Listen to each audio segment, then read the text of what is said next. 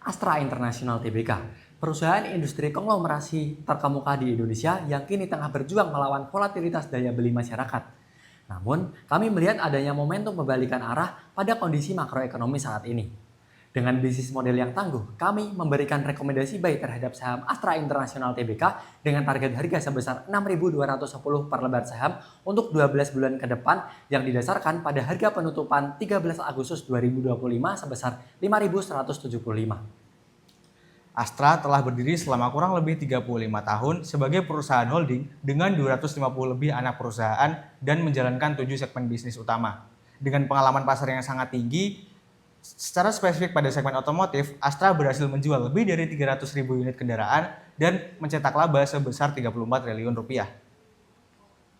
Jika dilihat pertumbuhannya per segmen, dapat dilihat bahwa diversifikasi segmen mampu menjaga pertumbuhan Astra untuk tetap positif di tengah industri yang sedang surut. Dan Astra tidak hanya sekedar melakukan diversifikasi, tetapi juga transisi portofolio, misalnya ke renewable energy yang memang industrinya sedang naik. Rekomendasi kami didukung oleh 3 katalis utama. Yang pertama, price stability and stimulus boost consumption prospect. Yang kedua, automotive demand recovers gradually. Dan yang ketiga, dividend consistency reflect commitment to shareholders. Target harga tersebut kami dapatkan dari metode blended valuation, sum of the part 90% dan relative valuation 10%.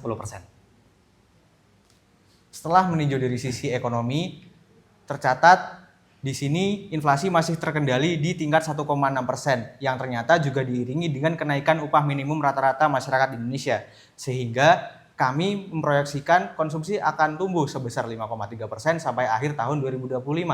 Mengingat Bank Indonesia juga sudah memangkas suku bunga acuan sebanyak 100 BPS.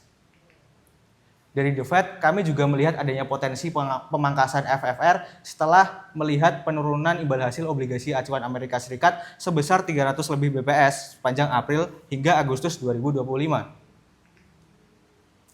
Berbagai katalis positif yang sudah kami sebutkan tadi sangat mendukung likuiditas untuk tetap terjaga, tercermin dari kredit nasional yang tumbuh positif sebesar 8,50%, yang mana berdampak positif terhadap penjualan mobil yang melonjak 18,4% month-to-month pada Mei 2025. Peluang ini sebenarnya sudah diantisipasi oleh Astra melalui didirikannya Astra Credit Companies atau ACC dan Captive Finance-nya yang berada di posisi strategis dengan dominasi lebih dari 62% pangsa pasar kredit kendaraan. Kami juga mengidentifikasi katalis positif lain bagi Astra, yaitu pertumbuhan kendaraan EV yang mencapai 221% year-on-year dari Januari hingga Mei 2025 yang dapat dimanfaatkan oleh Astra sebagai momentum untuk masuk ke industri ini. Selanjutnya yaitu potensi penutupan Selat Hormuz seiring dengan peningkatan eskalasi di Timur Tengah yang dapat meningkatkan harga Brent oil dan meningkatkan permintaan komoditas substitusi seperti CPO dan batubara. Kami juga meninjau dari sisi industri. Seperti yang kita ketahui tadi bahwasanya kendaraan EV sedang bertumbuh pesat. Di sini juga terlihat penetrasinya meningkat tajam pada tahun 2024. Astra sendiri sudah mengintegrasikan model kendaraan hybrid terjangkau yang dapat meningkatkan EPS incremental sebesar Rp30 per lembar saham di tahun 2026. Dari segmen kendaraan komersial juga diproyeksikan untuk tumbuh 7,2% CAGR yang pertumbuhannya didukung oleh valuasi industri e-commerce yang mencapai 86 miliar US dollar dan kemudian yaitu 15 juta paket yang dikirim di Indonesia setiap harinya dan penduduk urban Indonesia per 2024 yang mencapai 160 juta jiwa. Pertumbuhan kendaraan komersial ini juga tercermin dari kinerja Astra melalui merek UD Trucks yang berhasil dijual sebanyak 1.800 unit lebih sepanjang tahun 2024. Kemudian dari segmen alat berat, industrinya juga diproyeksikan akan terus tumbuh 4,12% CAGR sampai tahun 2028 seiring dengan berjalannya proyek strategis nasional. Industri financing Indonesia mencatatkan pertumbuhan pesat. Akumulasi piutang pembiayaan tumbuh 2,83% mencapai Rp504,58 triliun pada Mei 2025. Sementara itu, pembiayaan digital tetap menunjukkan kinerja cemerlang tercermin dari vintage outstanding loan yang tumbuh 28,3% year-on-year. Tentunya ini menjadi peluang emas bagi Astra untuk memperluas diversifikasinya melalui peluncuran SEVA yang dapat memfasilitasi pembiayaan konsumen.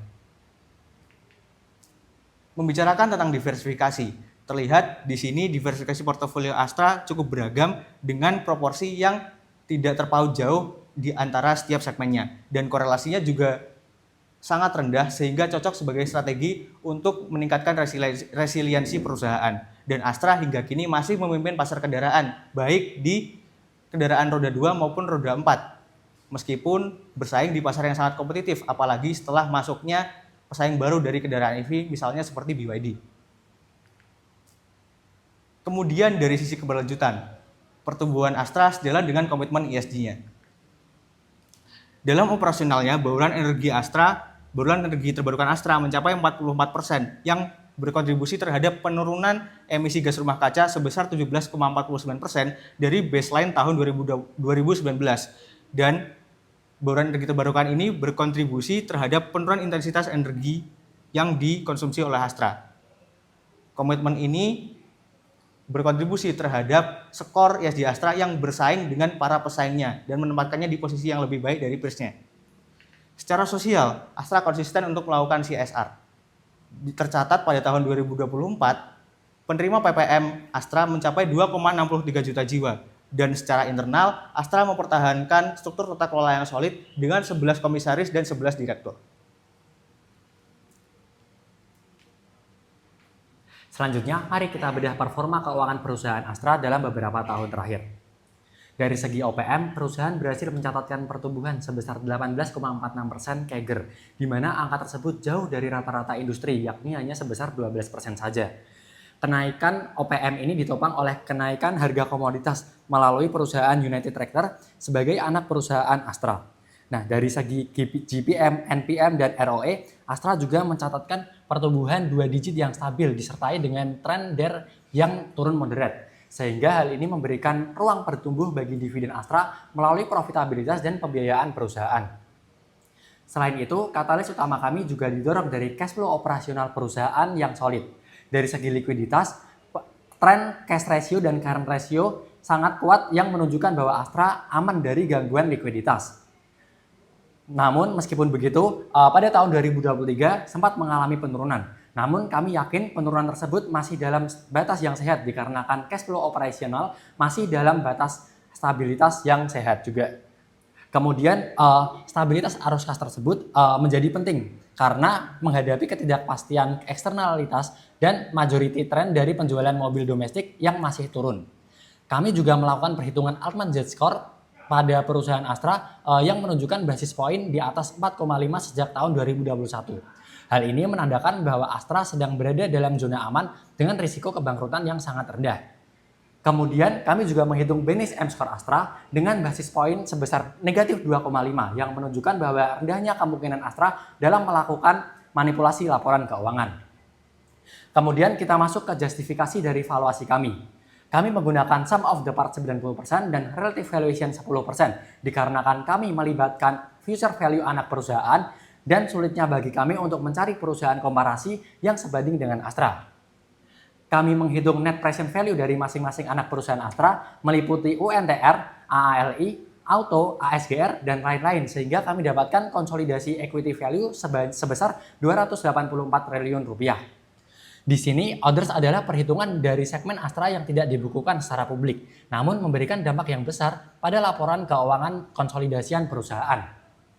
Kemudian kalkulasi beta kami dapatkan dari proses regresi sehingga menghasilkan cost of equity sebesar 9,92%.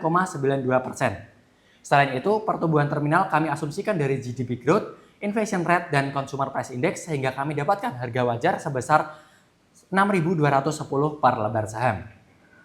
Kami juga melakukan analisis sensitivitas Blue Gray Sky Scenario dan Monte Carlo Simulation untuk memperkuat hasil valuasi kami. Dari risk to target price skenario kami menghasilkan rekomendasi buy yang kuat dengan confidence interval sebesar 66,7%. Kemudian kita menganalisis menggunakan perspektif technical analysis. Dari secara teknikal, RSI 14 Astra sedang dalam level 35,62. Angka ini cukup bagus untuk dipantau ketika kita ingin mengentrikan posisi ini sebagai posisi entry jangka panjang. Hal ini juga disertai dengan adanya net flow buy yang kuat dalam beberapa minggu terakhir. Sebagai perusahaan proxy commodity, kami juga menganalisis harga batu bara untuk melihat prospek industri komoditas secara teknikal. Berdasarkan chart daily, Newcastle Coal Index, jika Newcastle Coal Index membentuk struktur teknikal yang mengarah pada pola cup and handle bullish continuation. Jika breakout ini dikonfirmasi dengan volume yang tinggi, kami mentargetkan harga batu bara acuan pada akhir tahun sebesar 150 sampai 155 sesuai dengan pengukuran kedalaman pola cup and handle tersebut. Kemudian kami menganalisis terdapat 2 investasi risiko yang signifikan bagi perusahaan Astra. Yang pertama adalah penetrasi pasar BYD terhadap pangsa pasar Astra. Meskipun saat ini Astra juga memproduksi kendaraan listrik, namun kami menilai biaya research and development dapat menyebabkan kenaikan COGS sebesar 8% yang mungkin masih akan dapat terus bertambah. Sehingga berimplikasi pada penurunan risiko skenario valuasi sebesar negatif 12,8%. Yang kedua adalah risiko penurunan daya beli masyarakat. Ketika daya beli masyarakat menurun, menjadikan permintaan terhadap kendaraan bermotor berkurang.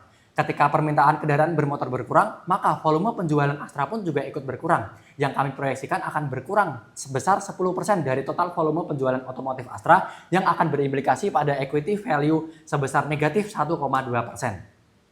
Namun, kami yakin Astra masih mampu bertahan dan memanfaatkan momentum dovish makroekonomi saat ini melalui diskon dan kredit yang bervariatif. Secara keseluruhan, kami memberikan rekomendasi buy terhadap Astra International Tbk dengan potensial upside sebesar 16,67% yang didukung oleh 3 katalis utama. Yang pertama, price stability and stimulus boost consumption prospect. Yang kedua, automotive demand recovers gradually. Dan yang ketiga, dividend consistency reflect commitment to shareholders.